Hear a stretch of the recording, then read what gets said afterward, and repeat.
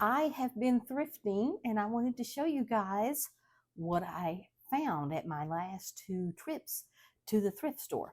So I have, if you don't already know, I have a collection, a small collection of older vintage cookbooks. And I always look for cookbooks when I go to the thrift store. And sometimes I find some, and sometimes I don't.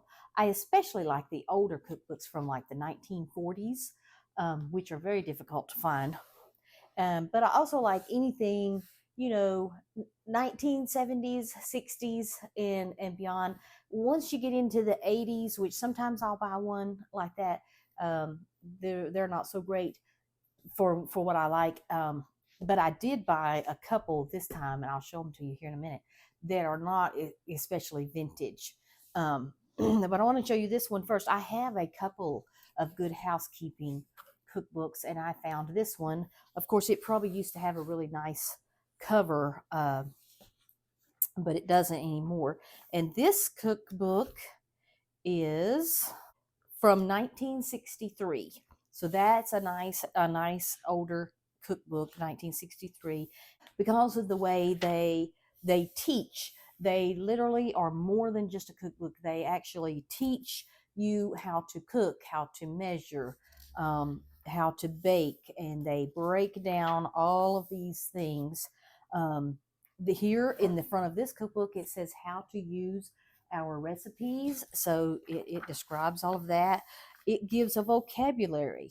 So what it means to pan fry, what it means to parboil, um, all of these things, just a wealth of information. And I love to learn. I am forever learning things about cooking and baking. And I use resources like older cookbooks as well as experimenting and trying different things to increase my repertoire of what I can cook and my knowledge of what I knew. No, it tells you how to plan meals, how to plan menus, and I love these older cookbooks. So here's the one, the Good Housekeeping cookbook from 1963, and then here is the Red Book cookbook. So I imagine this is connected to the Red Book magazine company. They used to put out a magazine. Um, and this cookbook was first published in 1960, and they put out multiple copies. So this one is actually from 1960, but the printed copy that I have is 1971. But it is the cookbook was just reprinted multiple times. So for 11 years, they continued to print this book. And it also has all kinds of information, how to use a recipe, cooking terms, which would be your vocabulary, um, how to equip your kitchen. It gives you equivalent weights and measures, just so much information. It's just, I mean, if you will take the time and read these, it's just amazing the information that they have in them. And they all have different information. And the older ones, like the ones from the 1940s, they give even more interesting information in them, because you got to realize that back in the 40s and perhaps in the 60s, I'm not sure how many people had telephones in their home in the early 60s, but you couldn't just call somebody up. You couldn't just pick up your iPhone and look something up. Uh, you had to have a resource to go to. So they would put as much information as they could in these older cookbooks, and I just absolutely love them. Now, here are some of the others that I got. These are not quite as vintage as those two. Um, there's my receipt. And by the way, for these two books, they were $1.59 a piece. Now these books, it was at a different thrift store, and they were $1.99 a piece. All the hardbacks in that store were $1.99. This come from Time Life, and it's called The Good Cook, and this is all about vegetables. Hopefully you can see that. And this is so sweet. In the front, it says Mother's Day 1982 to Grandma Krause from Carolyn and Jonathan. Isn't that so sweet? So I don't know what happened to Grandma Krause, but maybe she no longer needed this cookbook for whatever reason, and they passed it on. And from what I can tell, this doesn't have the normal copyright page, but from what I can tell, this book is from the 1970s. From everything I can tell, like the late 1970s. And this one does not have the, like, it's not like an encyclopedia of how to cook like these older ones. But here it has an introduction, the bounty of fields and gardens. And it just gives, it gives all kinds of information. It talks about how to take clean greens, and um, it's got beautiful illustrations in it, and it just how to trim a Brussels sprout, how to prepare a whole. Oh, excuse me, my bread machine just started mixing. Hopefully that won't bother you while I'm talking. I'm actually in the middle of making a video about decadent chocolate cherry bread in the bread machine. But it just gives all kinds of information about how to peel vegetables, techniques, and different things. All of these older cookbooks, they're just so, it's like getting a college education in culinary school if you read them. And so I really like this. This one is not your uh it's not your normal, here's a recipe. It is more about learning how to cook vegetables. So here it talks about making a creamy sauce for beans. Um, it's just, I just love it. I can't wait to spend some time in here. And somebody paperclip marked lots of different pages in here. So let's find one of the paper clips spots and look at it. So they have here marked classic flavoring mixtures. There's a mirepoix, how to make that. A duxel, which is using mushrooms, and that's used in, I know Beef Wellington uses a duxel. I think I'm saying that right. This, I can't even pronounce some of these, but it tells you how to make these, and that is just so wonderful. This is wonderful. Here's a chart that tells you when these vegetables are in season and usually available. Of course, now we can get just about anything any time of the year, although it's not as good when it's not really in season. So tons of information in this book, and I was really excited to find that one. And this one I got really excited about because, oh, and I have another book I'll have to go get. I didn't bring, that I recently got, also for $1.59.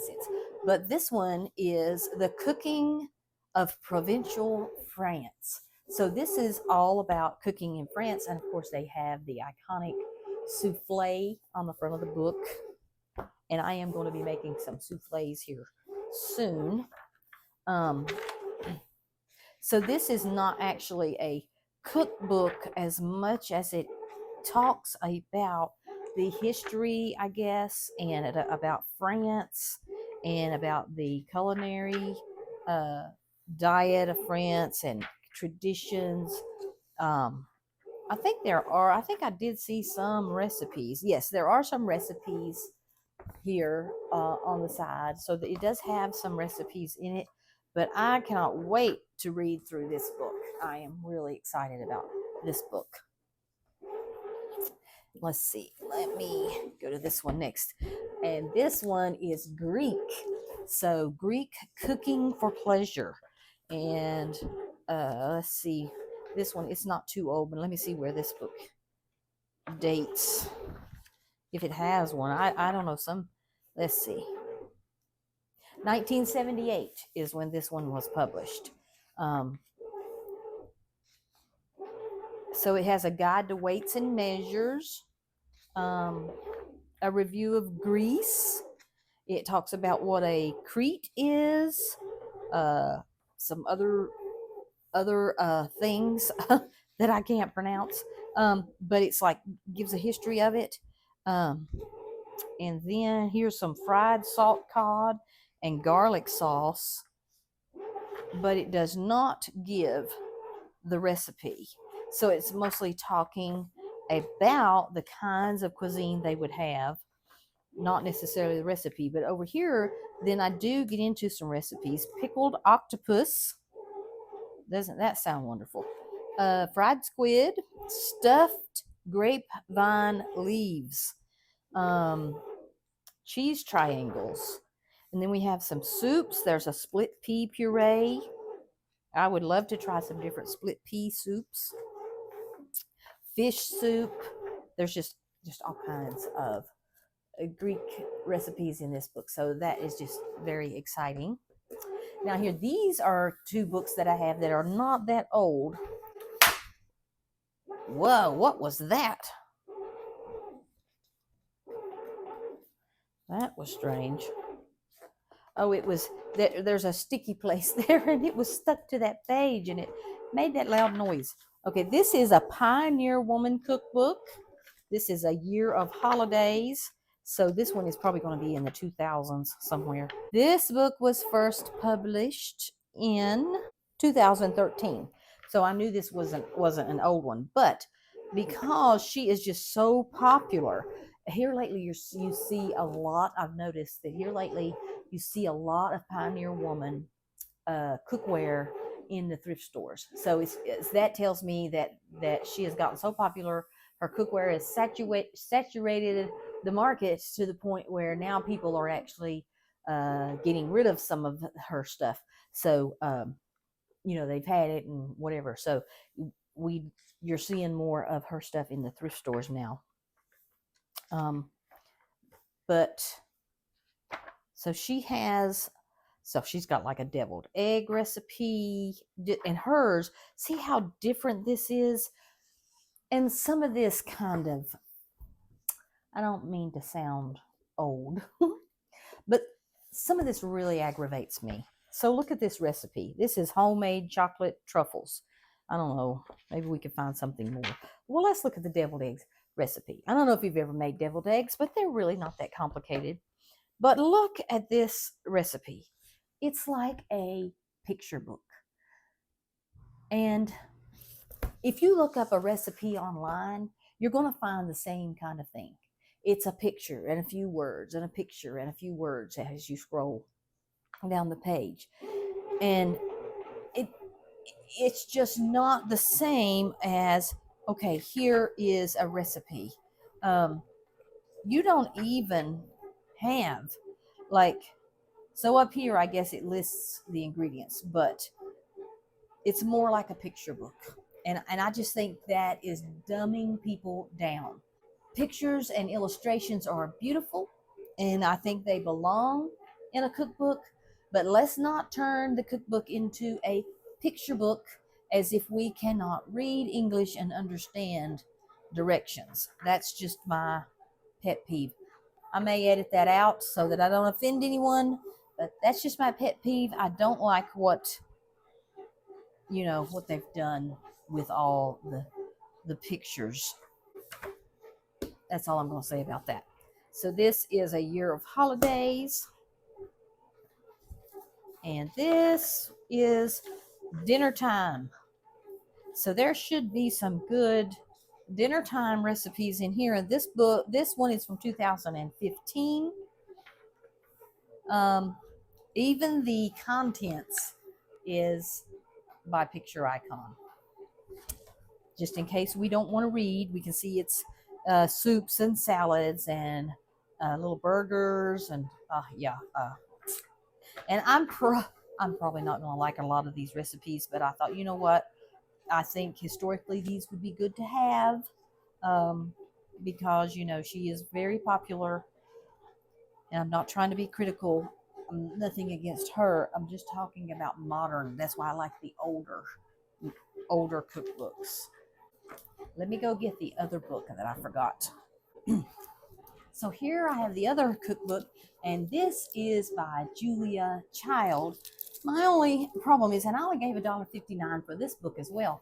The only problem is this is volume 2, so there are 2 books in the Mastering the Art of French Cooking by Julia Child, and this is volume 2. So I am avidly looking for volume 1.